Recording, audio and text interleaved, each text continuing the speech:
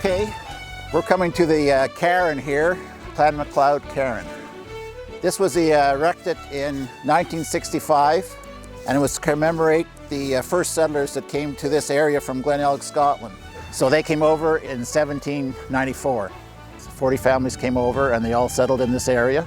They were given land grants, so they were led by Captain Alexander MacLeod and his father Kenneth. He's captain because he was captain in the War of 1812. Even though you had your farms and you were granted your land, you still had to be on guard, you know, because the Americans were right across the St.Lawrence River.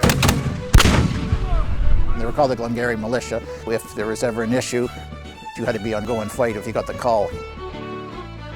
In Glengarry County, it's basically the first county west of Quebec, so it's pretty well one of the oldest counties in Upper Canada. The rivers were the highways back then, eh? So right after Quebec border, west of that, it's Glengarry County.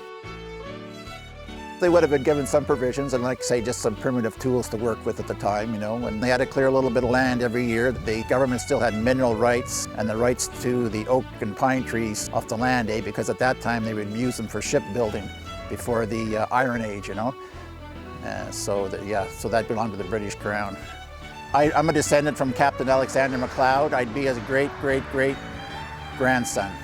So Captain Alexander had 14 kids in all. My great-great-grandfather would have been the 9th. His name was Roderick, and he's the one that settled on our farm, and that would have been 1809. The first thing they would have did was building small huts to have someplace to live for the winter and collect enough food. I can't imagine the hardships and struggles they were going through. It's easy for us, we just go to the grocery store and we get what food we need at the last minute.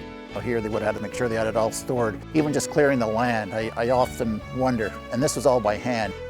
So a lot of the descendants of Captain Alexander MacLeod still live on their farms here, and the very farm that this cairn is on, the descendants still live here also. Oh, there's lots of farmers.